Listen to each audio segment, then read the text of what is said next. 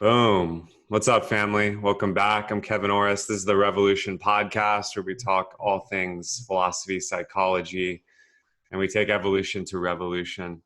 My guest today is Abigail Gazda. So stoked for you to be here, Abigail. How are you? Hey, thank you. I'm so good. Thank you so much for having me.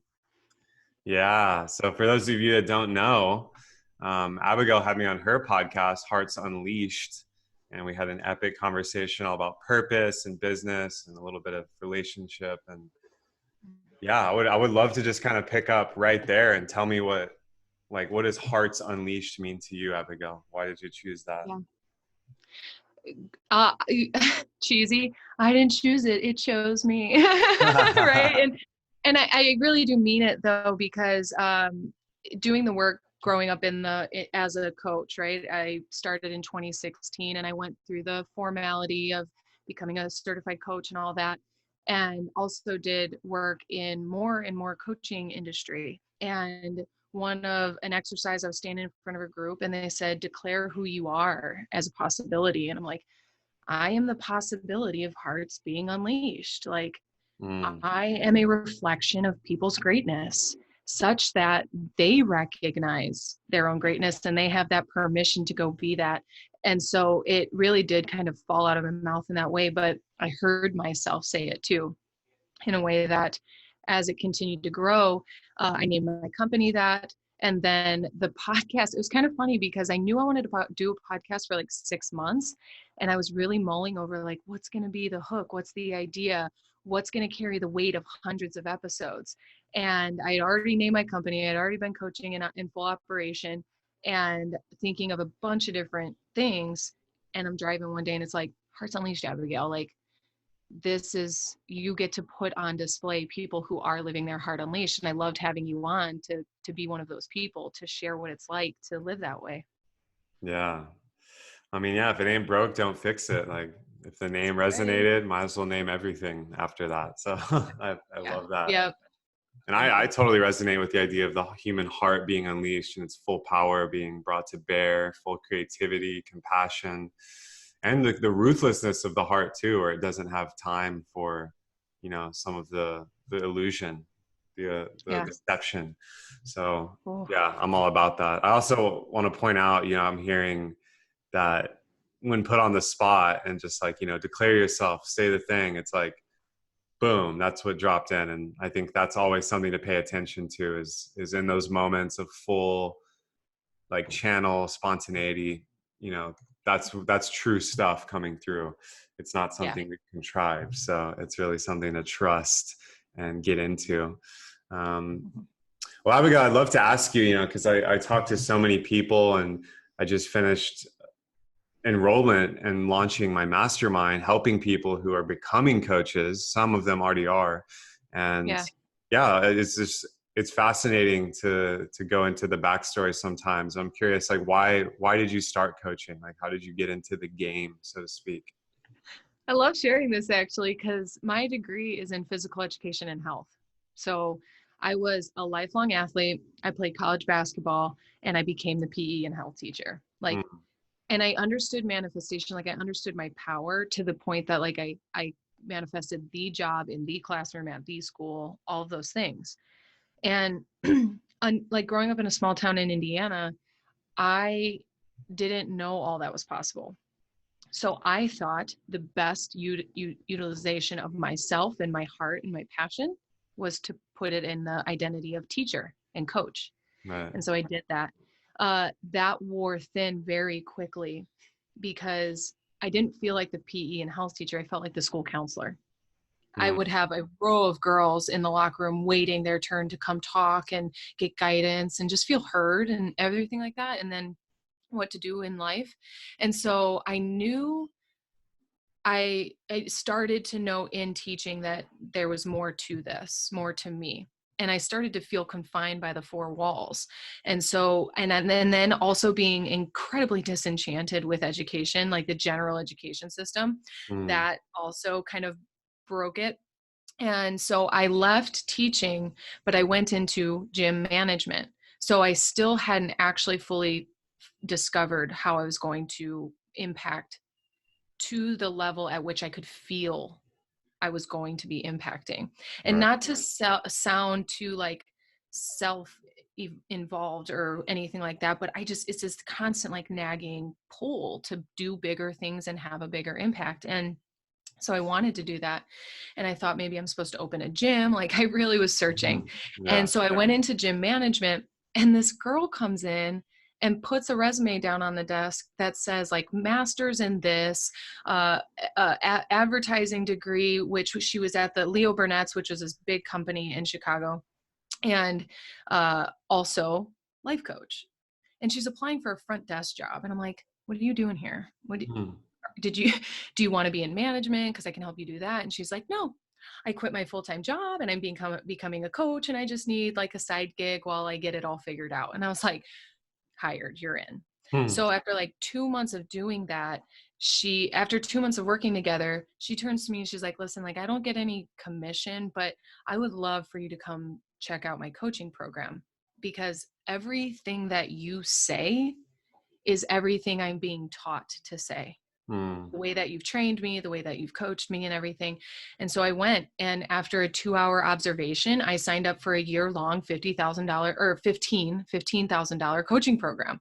And because it was like I had found the promised land. Like they were having a conversation I didn't know existed on this planet. Right. And I just felt home. And that's I've never looked back. Yeah. So good. Thanks for sharing that. Yeah. This Thank is you. this is really valuable because, I feel the same way growing up in a pretty small town in Texas. Same thing. Like a lot of this language and the mindset, it doesn't even register. And then when people do hear that, like, people to this day are like, oh, Kevin's a life coach, I don't even know what he does. And it's like, Yeah. they think like, it's like late night infomercials with Tony Robbins or something, or it's like, You can do what it. is life coaching? Is it just like hype man? Is it like you just tell people, you give people advice and you invoice them? It's like the whole idea that you could change your life through willpower, discipline, intuition, Mhm. language, like Yeah. all this stuff that coaching entails. And there's so many different kinds of coaching, right? Mhm. Not only is it real, but I think there's a lot of people out there that just haven't experienced it. And if they could experience it once, like if you were describing in your story, really embody and experience it, not just like the lip service, not in a stadium full of people, but like, boom, like really meet the energy, they would Mhm. understand it. And I also believe there's some people that, yeah, they never will need coaching and it will never resonate with them, and that's totally okay. That's just the type of person. I think the vast majority of people could benefit from it in some way, though. So Yeah. I'm glad that it's now, as of last year in 2019, it's $1 billion industry, Yeah. Yeah. like And minimum. I'd love to speak into what you were sharing too, because there was a time where I was still trying to do it right. The athlete was showing up as the coach. And so it was still a little bit off as far as like the stadium coaching, like the Right. what's this infomercial stuff. And I realized, like, I know I want to speak on stages, I know I want to impact greatly, but I've been leaning into that divine feminine being who gets to just love someone into their greatness. I don't need to like, it doesn't need to always be on loudspeaker, and it Right. doesn't need to be the hype man energy that because man, when I was becoming a coach, especially in the Midwest, they're like, what are you going to do, coach my life? And I'm like, no, yeah, exactly. Like, Hmm. what do you want and how do you want it? And you can have it. And it was a shift for me to recognize it's not for everybody. Yeah. And you don't have to take everything that comes your way. You can decide what kind of coach you are and Right. be that person in the world.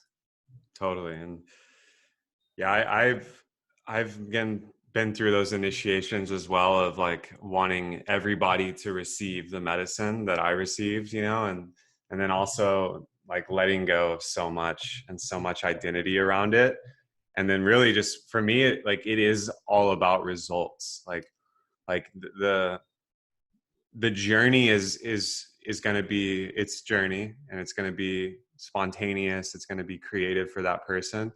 But at the end of the day, and like the results doesn't have to be ROI. Like like I'm just now stepping into really coming out of the closet with business coaching and helping people build their business. Right. And that's an ROI that's awesome, and it feels good to like make income and like see like goals being met. But really the most powerful coaching I've ever done, and the most like amazing clients that I'll never forget, their ROI was like massive breakthroughs in their life, just in how they show up in the world. So their relationship blossoming, them like stepping into something they've always wanted to do, and they finally had the courage and the ability to do it. And then watching their whole just like face and body and being and language like that's intangible, and it's priceless, and it's so powerful. And yeah, I'm so convinced that I have a buddy in San Diego who's an epic coach, and he's been doing it a little longer than me. And he's always saying, coaches are what pushes the species forward. Like the word coach, we just use for the beings that push the species forward by reflecting and guiding and teaching and speaking into human potential. And so, Yes. yeah, I think it's funny that you were actually like an athletic coach.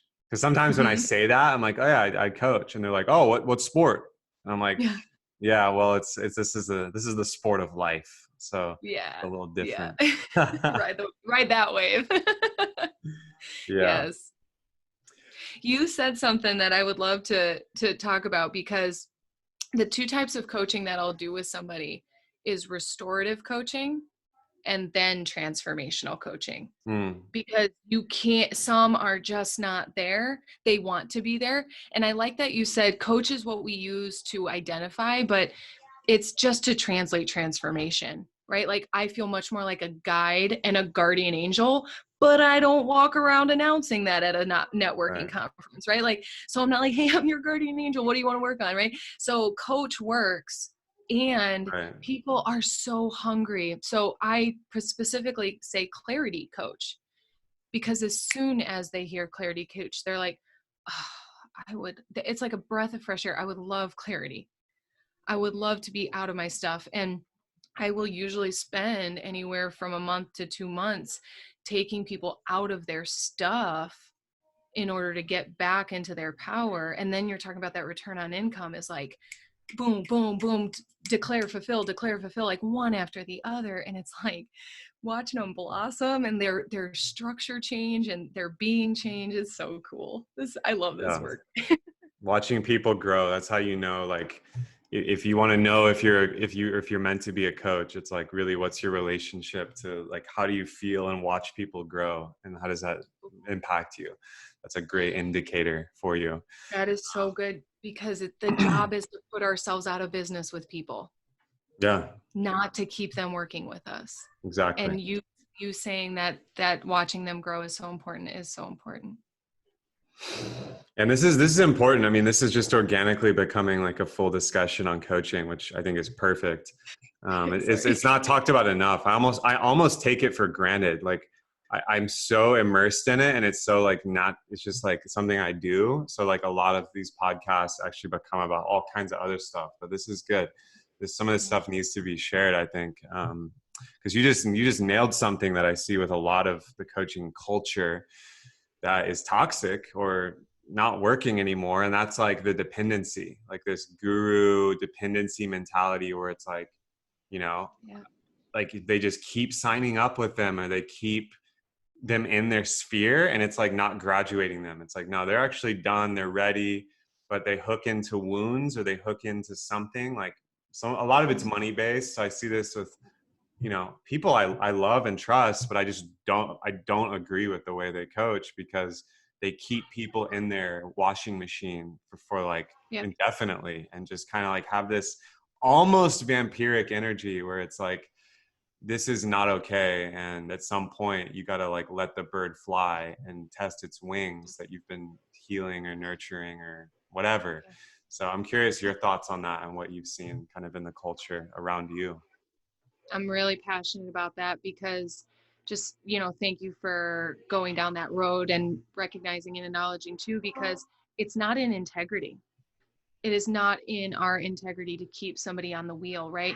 And I saw this because I was doing it for myself. I was becoming hooked on the idea that I'm broken. If I can only find the broken part of me, then I fix it, then I'm good. And we're not allowing people to be the contribution that they are in the world by staying in a mindset that there's more work to do. I specifically saw this and I generated a self-mastery program. And I've really enjoyed watching you and what you offer, because having people in their flow state has people recognizing, I'm good. I I got this. Like, I might know what's good for me. But there's that gaslighting that happens where it's like, no, maybe you don't. Are you sure about that? And you have people questioning their own intuition in order to reinvest and reinvest. And that's not integrity, right? Right. We what I recognize, and this was a cool breakthrough I had as a ghostwriter. So I've written my first book, and then I actually ghost wrote 3 books for other motivational speakers. And it was one of my biggest coaching breakthroughs, because I was pretty hooked on myself. Like, I'm hot shit, and I enjoy that. And I want to resonate with everybody.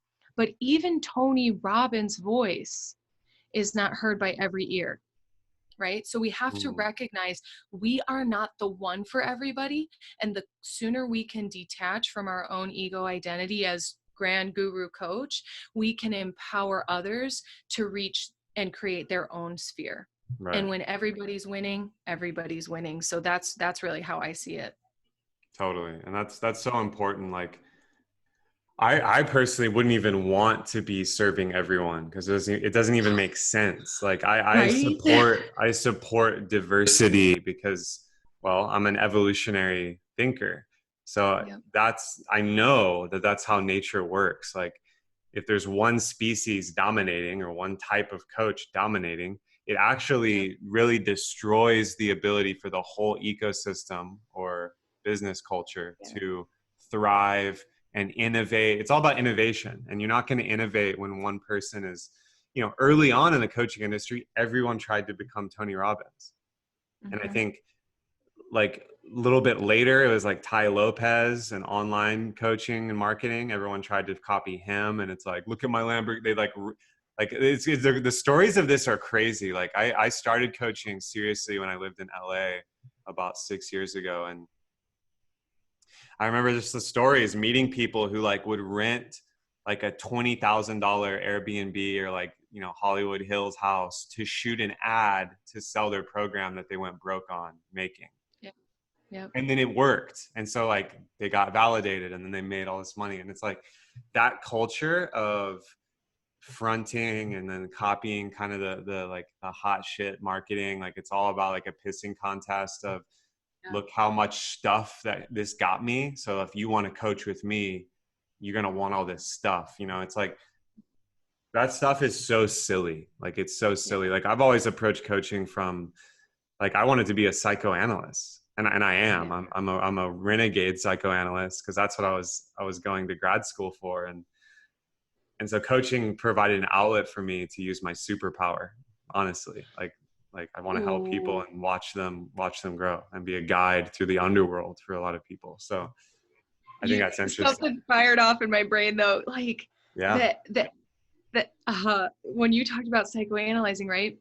The NLP masters of you want this, you want that. Look at how, I'm filming right now in my 13-year-old cousin's room because I'm visiting Arizona. Like, this is what you want, right? Like, and what I know about that, because I was a super achiever come college, career, excuse me, is like achieve, and you are empty inside. You got nothing in the tank, and your relationships are shit, and your bank account's probably shit, and you're still fronting. That's who I want to work with, because I call that social media syndrome. And I want to work with the enough is enough crowd. They crack and they're like, I'm not doing this anymore. This is garbage, right? But the coaching industry has become pretty conditioned to feed on the human psyche of wanting more and chasing the carrot. Right. And that's not the game. And so I love every opportunity to break that up with this conversation. Yeah, it's important. And I think it's happened very naturally because people have marketing resistance. Like there's sales resistance that's built up over so many years. And with what's going on in the world right now, let's be honest, like people are at their limit for bullshit. So we're not going to be able to bullshit people with the old ways of selling and marketing, just like politicians and government types aren't going to be able to bullshit people with old types of PR and propaganda. So I'm really excited for the shift that is already happening, but is going to speed up massively for the new school of coaching. That's highly intuitive, highly customizable, highly heart-centered, highly organic. So it's all about, like, you don't need a big following, you don't need fancy anything. It's just full roots, grounded wisdom teaching. And then it's just, people will come to you. I mean, honestly, like the point at which I stopped like hustling and prospecting really aggressively is where my biggest clients came in. They all came to me. I didn't have to like force anything. I'm curious for you to speak into that, like what you've noticed for people out there listening right now that want to be coaches or consultants, healers, whatever, which I know there's a lot in my ecosystem, and I always want to support the next class. So, but how can you speak to that? I'm gonna baseline it first with those who resonate will gravitate. And they can't find you if you're not being yourself. So the more you try to keep up with whoever's hot right now, you're just getting further and further away. And we know the path of enlightenment, it's essential to get away from yourself, right? You veer left and you're like, oh, that ain't it. And you veer right and you're like, that ain't it either. And so you keep going off, but then you veer off your path less and less and less until you center up and you stay that way.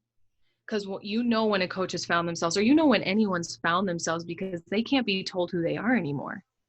And so there are a few missteps that naturally happen. I like how you called them the initiations, right? Just kind of feeling out the turf. But truly, the quicker you can come to center, which is not only finding your light, but also finding and integrating your shadow.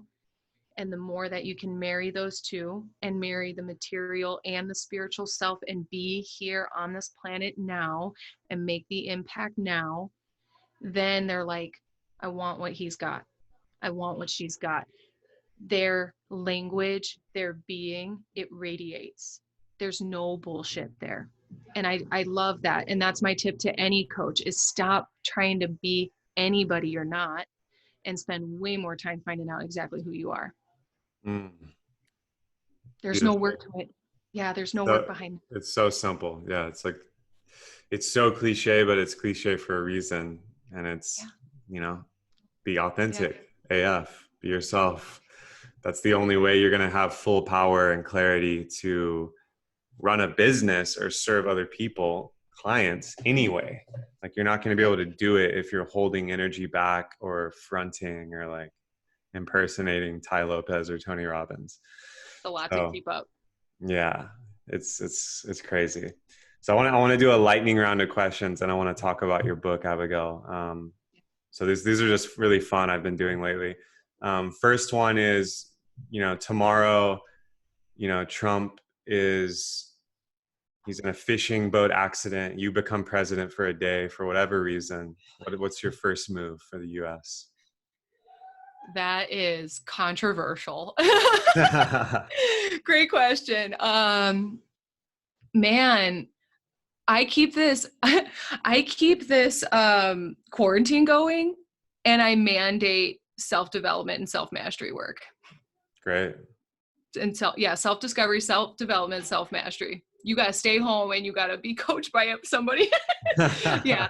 Because the inner work, man, I know it's a lightning round, but I truly am so passionate about my work because I know if every heart is actually unleashed, people go to their ego and they say, if I got everything I want, then I'd be taking from other people. No.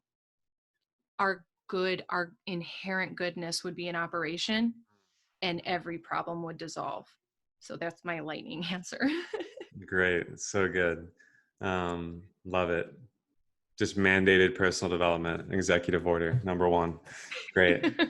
Next question having to do with quarantine is, yeah, quarantine lifts next week, 1 week from today. What's the first move you make, or how do you celebrate? How do you capitalize? Okay, so Abigail body wants to go surfing again. She misses it. She craves the salt water, but I would actually sit still. And this might be controversial too, is in chess, the pawns go first. Everybody's itching. Everybody needs to get out. They need to get whatever their fix is, right? Like, you'll be okay. I sat in a 10-day silent retreat realizing need not, want not. You're fine. Quit. You're like, find out what you're addicted to. Pay attention to yourself, right? So it lifts. I'm pumped. Things are going to happen, but mostly my life is quarantine. You're a coach, you get it. Like, I'm on the phone and computer most days anyway. So yeah, I don't know. I get to go surfing. That's the quick answer, Yeah, I guess. it's a great answer. It's a great answer. I love it. Next one is there a race of beings, a star system, or a fantastical, mythical image, god, goddess that you really resonate with? So I have spent the last 6 months recreating my relationship with God, and that's been pretty fantastical because I was raised Catholic and he was always the white-haired man in the sky, and he's not that, right? And so I really resonate with guardian angel. I always have since like grade school. But yeah, just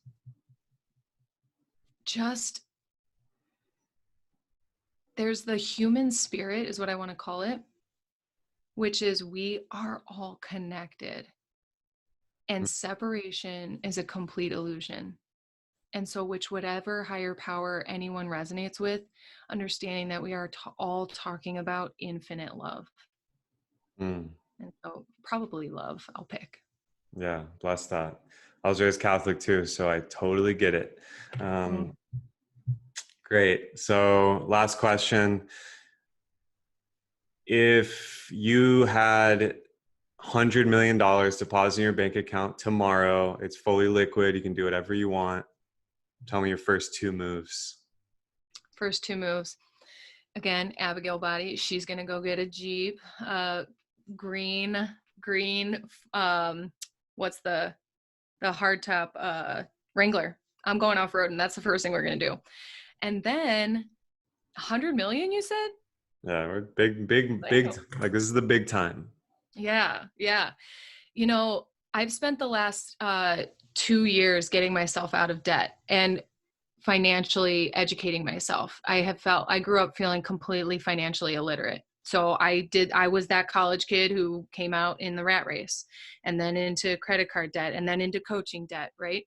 So I let that pile up to the point where I had to bankrupt myself. Not file bankruptcy, but bankrupt my being. This ain't gonna work no more. And so I went into money management. And so this answer or this question alone, my mind is immediately going to all the work that I've been doing. Because I'm like, oh, I could pay off the rest of my debt and I'd be like free. But I want to answer this question with an experience.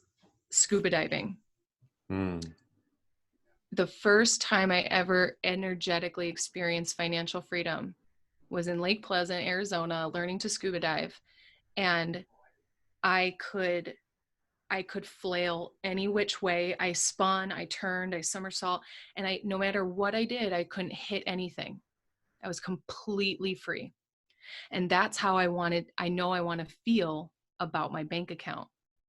Right. And so like I'd go get that Jeep, have a lot of fun, and I would literally relax. Yeah. I wouldn't make a first move. I would relax. Great answers. A lot of stillness training. Very Jedi of you. I support that. Thank you. Well, thank you for that. Thank you for sharing honestly, openly from the heart. And yeah, let's talk about your new book. Tell us about it. Yeah, I'd love to. So it's called Talking to the Trees. And it's about a 20-something-year-old girl named Madeline whose life hasn't gone, which, by the way, so I'm usually a nonfiction writer. This is my first fictional narrative. So telling the story about Madeline, about not finding her answers in life from relationships and accolades and income, searching. And she finally answers the call into nature. She can hear that whisper, but then she just takes an indefinite vacation and goes from Chicago to Portland, and then Portland down the coast of California, and lands in San Clemente, California. The secret name of this book is The Adventures of Abigail. So it's Nice. really about, you know, her life and her conversations with nature. And then she identifies that she has conversations with the trees and the cacti and a rose bush and Mama Ocean and the sun. And she hears all of this guidance and she just follows it. And what really ends up happening at the end is she identifies that voice of nature as the voice of God. And the fact that it is all one. And not only is it outside of her talking to her, it's within her, and she is it. It's that unity.